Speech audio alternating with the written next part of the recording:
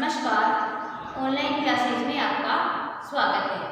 अपन कक्षा 10 में पाठ 9 का अध्ययन कर रहे थे, जिसका नाम है सुक्ते।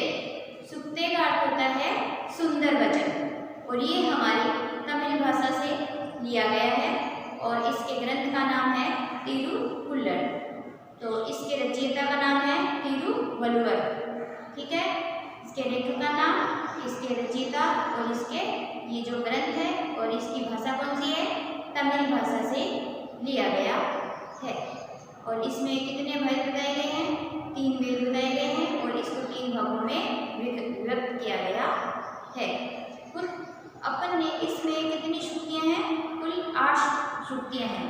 तो अपन ने 3 शुक्तियों का अर्थ कल कर लिया था पहली क्लास में, और पाठ परिचय हो चुका है, कुछ कठिन शब्दों के अर्थ भी हो गए हैं।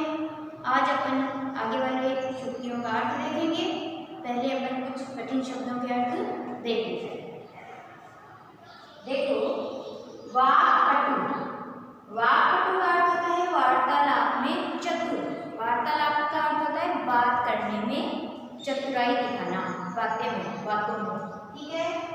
चक्षुष्पंतः यानी चक्षुष्पंतः यानी कि नेत्रों से युक्त, नेत्रों से युक्त।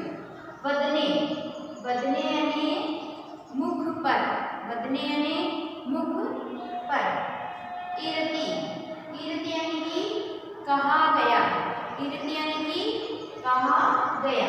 परिभूयते, परिभूयते यानी कि अपमानित किया जाता है। परिभूयत का अर्थ होता है अपमानित किया जाता है। एकात्रय है, एकात्रय का अर्थ होता है निर्भीक, बिना डरा हुआ, निर्भीक।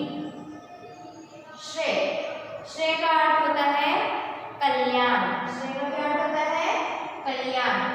प्रभुतानी, प्रभुतानी का अर्थ होता है अत्यधिक, प्रभुतानी का क्या अर्थ होता है, अत्यधिक। विदुषाम, विदुषाम का अर्थ होता है विद्वानों का, विदुषाम यानी कि विद्वानों का। तो ये है अपने कुछ कठिन शब्दों के अर्थ। अब इसका हिंदी अनुवाद देखते हैं अपन। आगे वाला अपना शुक्ति है 4 नंबर वाली, ठीक है।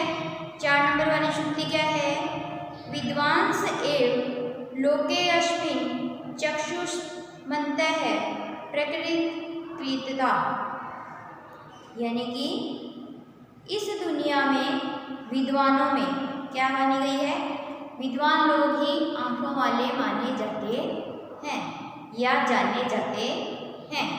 अन्येषा, अन्येषा यानी कि दूसरों के। वदने यानी कि मुख पर या चेहरे पर। वदने का अर्थ क्या होता है, मुख पर या चेहरे पर।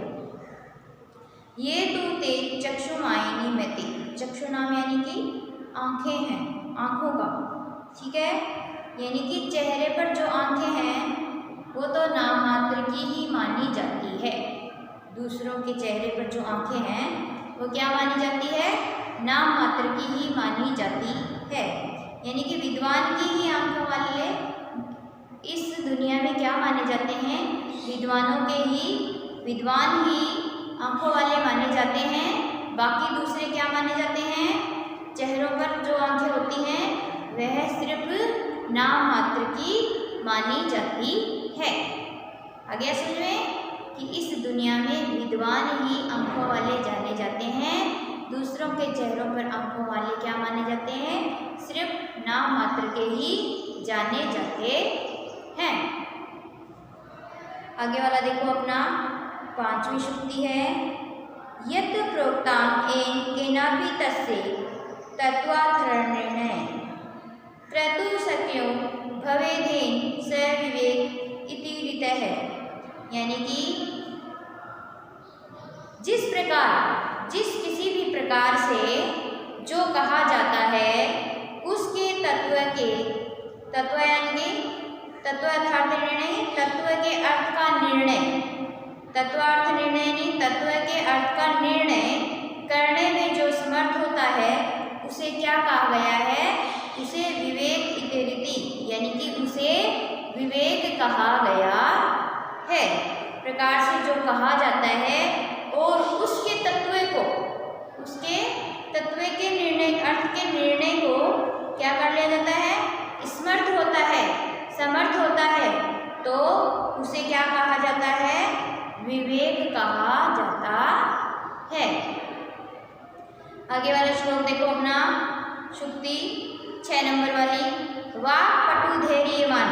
वाक्पटु धैर्यवान यानी वाक यानी बोलने में, पटु यानी चतुर, धैर्यवान यानी धैर्यवान, मंत्री सभायाश कात्र है, कात्र यानी कि निर्भीक, निडर, बिना डरने वाला, से केनापि प्रकारेण प्रेम परिभूयते, ठीक है, यानी कि जो मंत्री बोलने में चतुर, धैर्यवान और सभा में निर्भय या निडर होते हैं या होता है, वह दूसरों के द्वारा किसी भी तरह हराया नहीं जा सकता है। यानी कि जो मंत्री बोलने में क्या होता है, चतुर होता है, धैर्यवान होता है और सभा में डट करके सामना करने वाला होता है, निडर होता है, निर्भय होता है, वह हमेशा दूसरों के द्वारा किसी भी तरह से हराया नहीं जा सकता है। यानी कि अगर बोलने में चतुराई है, हम बोलने में होशियार हैं, चतुर हैं और धैर्य रखने वाले हैं, तो हम किसी भी सभा में खड़े होकर एकदम बिना डर के, बिना हिचक के कुछ भी बोल सकते हैं, परंतु लेकिन उसे कोई भी हरा नहीं सकता है। यानी कि वह कहीं पे भी हारा हुआ नहीं माना जाता है। अब अपना 7वीं सूक्ति देखो, 7 नंबर वाली, ये इच्छेता या मन है श्रेय प्रभुतानी सुखानी च, यानी कि जो खुद का कल्याण चाहने वाला और सुख यानी कि सुख चाहने वाला, न कुर्या दहितम कर्म से परे भय कदापि च, कदापि यानी कि कभी भी, कर्म यानी कि कर्म, ठीक है, गलत काम, गलती। जो खुद का कल्याण और ढेर सारा सुख चाहता है, वह दूसरों के लिए गलत कभी भी नहीं करेगा या न करे। यानी कि जो खुद का कल्याण चाहता है और ढेर सारा सुख चाहता है, वह दूसरों के लिए गलत कभी न करे। क्या चाहता है, खुद का कल्याण चाहता है, दूसरों का ढेर सारा सुख चाहता है, वह दूसरों के लिए गलत कभी न करे। यानी कि क्या कहा गया है, यानी कि अगर कल्याण चाहिए, सुख चाहिए और ढेर सारा सुख चाहिए, तो हमें कभी भी किसी का बुरा नहीं चाहना चाहिए, किसी के बारे में कभी भी गलत नहीं सोचना चाहिए। आचार्य प्रथमो धर्म है। आचार का अर्थ होता है, आचार्य का अर्थ होता है सदाचार। सदाचार है प्रथमो यानी कि प्रथम, धर्म यानी कि धर्म, पहला धर्म। इत्येत विदुषाम वच है, ऐसा किसने कहा है, वच यानी कि कहना, ऐसा विदुषाम यानी कि विद्वानों ने कहा है। क्या कहा है कि सदाचार प्रथम पहला धर्म है, ऐसा यह विद्वानों ने कहा है।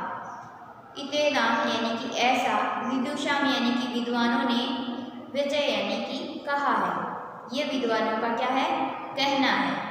क्या कहना है कि सदाचार पहला धर्म है, ये विद्वानों का कहना है। तस्मात् रक्षेत सदाचारं प्राणभयोऽपि विशेषतः, यानी कि इसलिए, तस्मात् यानी कि इसलिए हमें क्या करनी चाहिए, सदाचार की ज़्यादा से ज़्यादा रक्षा करनी चाहिए। किससे ज़्यादा, हमारे प्राणों से भी ज़्यादा, हमारी जान से भी ज़्यादा सदाचार की खास तौर से क्या करनी चाहिए, रक्षा करनी चाहिए। विशेष तौर से, विशेषता यानी कि विशेष तौर से या खास तौर से हमें सदाचार की रक्षा करनी चाहिए। यानी कि सदाचार पहला धर्म है, ये क्या कहें, विद्वानों का क्या है, यह विद्वानों का कहना है। इसलिए हमें जान से भी ज़्यादा बढ़ कर के सदाचार की क्या करनी चाहिए, रक्षा करनी चाहिए। और ख़ास तौर पे या विशेष तरीके से हमें इसकी रक्षा करनी चाहिए। रक्षेत का अर्थ होता है रक्षा, इत्तेदत का अर्थ होता है ऐसा, विदुषां का विद्वानों का, तस्मात् का अर्थ होता है इसलिए। रक्षेत यानी रक्षा, सदाचारम यानी कि सदाचार, प्राणो भयो अपि यानी कि प्राणों से भी बढ़कर, हमारी जान से भी बढ़कर के हमें सदाचार की रक्षा करनी चाहिए। आ गया समझ में? यह था अपना पाठ 9 जिसका नाम है सूक्ते, सुंदर वचन, जिसमें क्या 8 सूक्तियाँ थी जिनका हिंदी अनुवाद मैंने आपको बता दिया है। आशा करती हूँ आपको समझ में आया होगा। नमस्कार, धन्यवाद।